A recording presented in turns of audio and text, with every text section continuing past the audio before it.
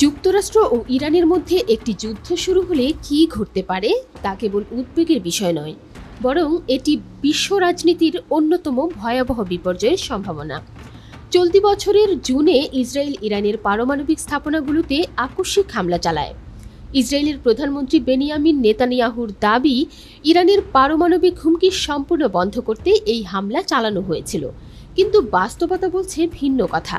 বরং এই হামলা মধ্যপ্রাচ্যের রাজনৈতিক স্থিতিশীলতাকে এক ভয়াবহ সংকটের মুখে ঠেলে দেয়, যার ফলে সবচাইতে বড় ক্ষতির মুখোমুখি হওয়ার শঙ্কা দেখা দেয় যুক্তরাষ্ট্রের মাঝে।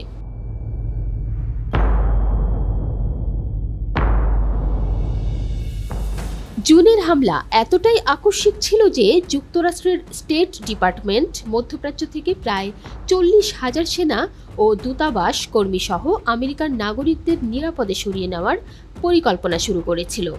এই অপ্রস্তুত পরিস্থিতি প্রমাণ করছে ইসরায়েল সম্ভবত তাদের সবচেয়ে বড় মিত্র যুক্তরাষ্ট্রকেও যথেষ্ট সময় বা পূর্ব সতর্কতা দেয়নি। ফলে ওয়াশিংটন এখন সরাসরি ইরানের পাল্টা হামলার হুমকিতে রয়েছে। কেননা এরই মধ্যে ইরান 12,000 পাল্লার ক্ষেপণাস্ত্র বানিয়ে ফেলেছে। অন্যদিকে মধ্যপ্রাচ্যে মার্কিন ঘাঁটিগুলো ইরানের নাগালের ভেতরে রয়েছে বলে দাবি দেশটির।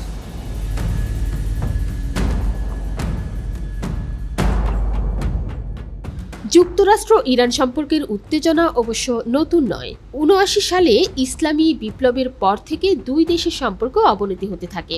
এর পর থেকেই অর্থনৈতিক অবরোধ আর সামরিক হুমকি ইরানের জন্য নিত্যদিনকার ঘটনা। তবে বর্তমানে এই উত্তেজনা যে পর্যায়ে পৌঁছেছে তা ভিন্ন ইঙ্গিত বহন করছে, কারণ ইরান আগের যে কোনো সময়ের চেয়ে সামরিক দিক থেকে বেশি শক্তি অর্জন করেছে। এবার ইরানের সাথে রাশিয়া, চীন, উত্তর কোরিয়ার মতো দেশগুলো জোট বেঁধেছে। বিশেষজ্ঞদের মতে গেল কয়েক দশকের মধ্যে সবচেয়ে খারাপ অবস্থা বিরাজ করছে আমেরিকা ইরানের মধ্যে। এমনকি মার্কিন প্রেসিডেন্ট ট্রাম্পও আশঙ্কা করছেন যে পরিস্থিতি নিয়ন্ত্রণের বাইরে চলে যেতে পারে। এই মুহূর্তে সবচেয়ে বড় শঙ্কার বিষয় হলো, যুক্তরাষ্ট্র যদি সরাসরি যুদ্ধে জড়িয়ে পড়ে তার পরিণতি হবে ভয়াবহ।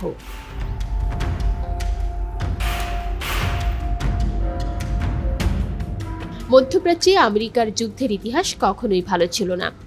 আগামীতে ইরান আমেরিকার সংঘাত বেঁধে গেলে সেই পরিস্থিতি আরও ভয়ঙ্কর হতে পারে বলে মনে করছেন বিশ্লেষকরা।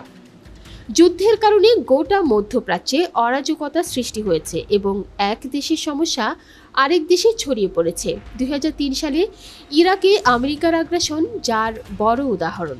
তখনও বলা হয়েছিল ইরাকের পারমাণবিক কর্মসূচি বন্ধ করতে হামলা চালানো হচ্ছে, কিন্তু বাস্তবে ইরাকে কোনো গণবিধ্বংসী অস্ত্র পাওয়া যায়নি। যুদ্ধ পরবর্তী সময়ে ইরাকের সামাজিক ও রাজনৈতিক ব্যবস্থা পুরোপুরি ভেঙে পড়ে, যার সুযোগ নিয়ে ওই অঞ্চলে নতুন নতুন সশস্ত্র গ্রুপ গড়ে উঠেছে, যার ফল এরই মধ্যে পেতে শুরু করেছে আমেরিকা। অন্যদিকে এই গোষ্ঠীদের কাছ থেকে ইরানও ফায়দা নিতে শুরু করে, গড়ে তুলে তাদের প্রক্সি যোদ্ধা।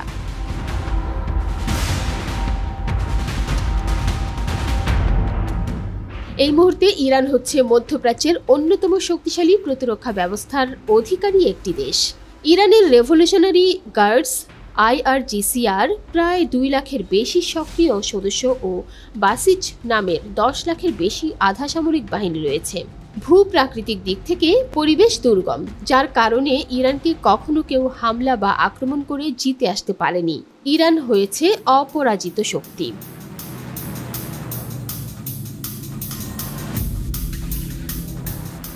এই ধরনের ভূখণ্ডে শুধু বিমান হামলার মাধ্যমে সাফল্য পাওয়া প্রায় অসম্ভব।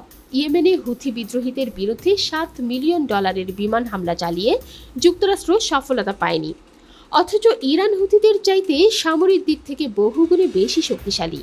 ইসরায়েল আমেরিকার সাথে ইরানের সংঘাত নতুন নয়, তাই আগামীতে যদি ইরানকে ঘিরে ইসরায়েল ও মার্কিন যুক্তরাষ্ট্র নতুন করে হামলার পরিকল্পনা আঁটে বা যুদ্ধ শুরু করতে চায়, তাহলে মার্কিন মিত্রদের বড় ধরনের খেসারত দিতে হবে।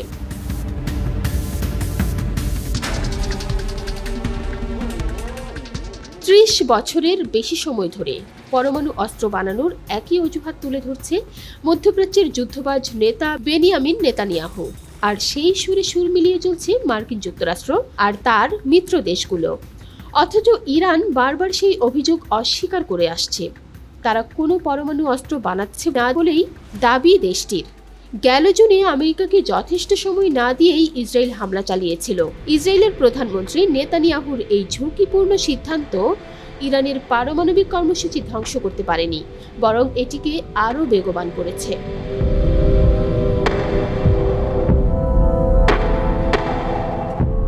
জাতিসংঘের আন্তর্জাতিক পারমাণবিক শক্তি সংস্থা IAEA এর তথ্য অনুযায়ী ইরানে বর্তমানে প্রায় 3000 পারমাণবিক বিশেষজ্ঞ শুধুমাত্র ইস্পাহান কেন্দ্রেই কর্মরত রয়েছেন। দেশটির বিভিন্ন অঞ্চলে আরও কয়েক হাজার গবেষক পারমাণবিক উন্নয়নে সরাসরি সম্পৃক্ত। ফলে হামলার মাধ্যমে এই কর্মসূচি পুরোপুরি বন্ধ করা অসম্ভব। অন্যদিকে সম্প্রতি রাশিয়াও ইরানে আরও পারমাণবিক বিদ্যুৎ কেন্দ্র তৈরির ঘোষণা দিয়েছে। এতে করে আগুনে ঘি ঢেলে দেওয়ার মতো পরিস্থিতি তৈরি হয়েছে। বিশেষজ্ঞরা আশঙ্কা করছেন, একই ধোঁয়া তুলে ইরানে যদি ইসরায়েল আর মার্কিন যুক্তরাষ্ট্র হামলা করে বসে, তাহলে নতুন যুদ্ধ গোটা মধ্যপ্রাচ্যে অস্ত্রের প্রতিযোগিতা ব্যাপকভাবে ছড়িয়ে পড়বে, যার ফলে বিশ্বের বিভিন্ন দেশে প্রভাব পড়বে।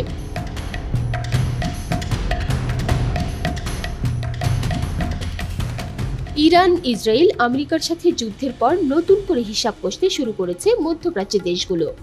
সৌদি আরব, তুরস্ক, মিশর, সংযুক্ত আরব আমিরাত পারমাণবিক শক্তিধর দেশের সাথে সামরিক চুক্তি করছে, যাতে করে বিপদে তারাও পারমাণবিক সহায়তা পায়। ফলে পুরো অঞ্চল জুড়ে ভয়াবহ নিরাপত্তা সংকটের দিকে এগিয়ে যাচ্ছে। আবার যুক্তরাষ্ট্র যদি দীর্ঘমেয়াদী কোনো যুদ্ধে জড়িয়ে পড়ে, তাহলে অর্থনৈতিক দিক থেকে বড় ধরনের ক্ষতির মুখে পড়তে হবে। সেই শঙ্কা থেকেই যুক্তরাষ্ট্র ইসরায়েলের প্ররোচনায় নতুন করে যুদ্ধে জড়াবে কিনা তা নিয়ে সন্দেহ রয়েছে।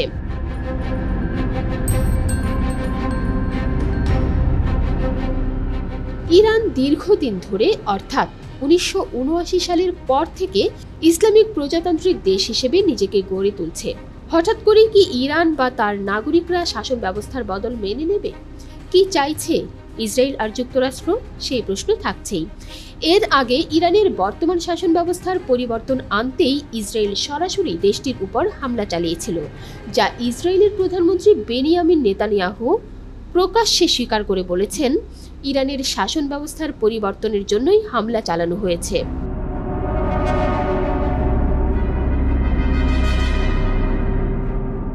যুক্তরাষ্ট্র অতীতে এই ধরনের পরিবর্তনের পথ বেছে নিয়েছিল, কিন্তু বর্তমান বাস্তবিক পরিস্থিতি বিচার করে সেখান থেকে সরে আসতে বাধ্য হচ্ছে বিশ্বমোড়লরা।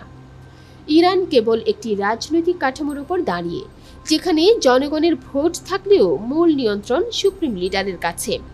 এই লিডারের পরেই ইসলামিক রেভলিউশনারি গার্ড কর্পস বা IRGCর হাতে সর্বোচ্চ ক্ষমতা ন্যস্ত। সামরিক শক্তি ছাড়াও তারা দেশের অর্থনীতির অনেক বড় অংশই নিয়ন্ত্রণ করে, এমনকি নিষেধাজ্ঞা এড়াতে গোপন বাজারও পরিচালনা করে IRGC, এমন অভিযোগও রয়েছে।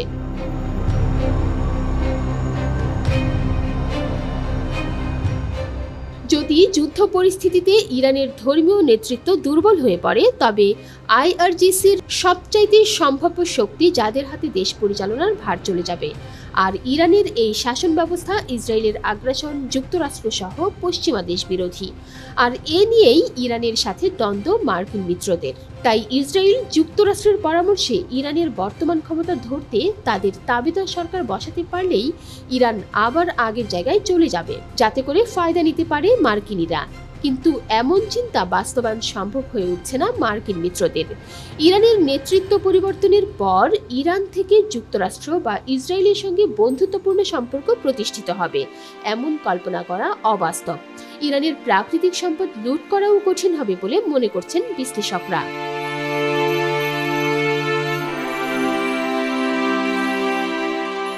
ইরানের সাথে যুদ্ধং পরিস্থিতি তৈরির মাধ্যমে নতুন করে আরও অস্থির করে তুলছে ইসরায়েল ও আমেরিকার মিত্ররা, যেটি বিশ্ববাসী মেনে নিচ্ছে না। ইউরোপীয় ইউনিয়ন, রাশিয়া, চীন সহ বিশ্বের বেশিরভাগ দেশই যুদ্ধ এড়িয়ে সংলাপের মাধ্যমে সংকট সমাধানের আহ্বান জানিয়ে আসছে। পৃথিবীর ইতিহাস বলছে, যুদ্ধ কখনো শান্তি আনতে পারে না।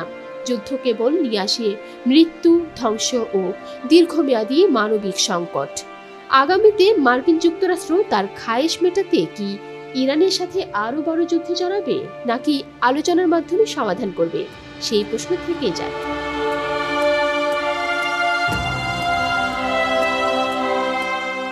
এখনকার মতো বিদায় নিচ্ছি।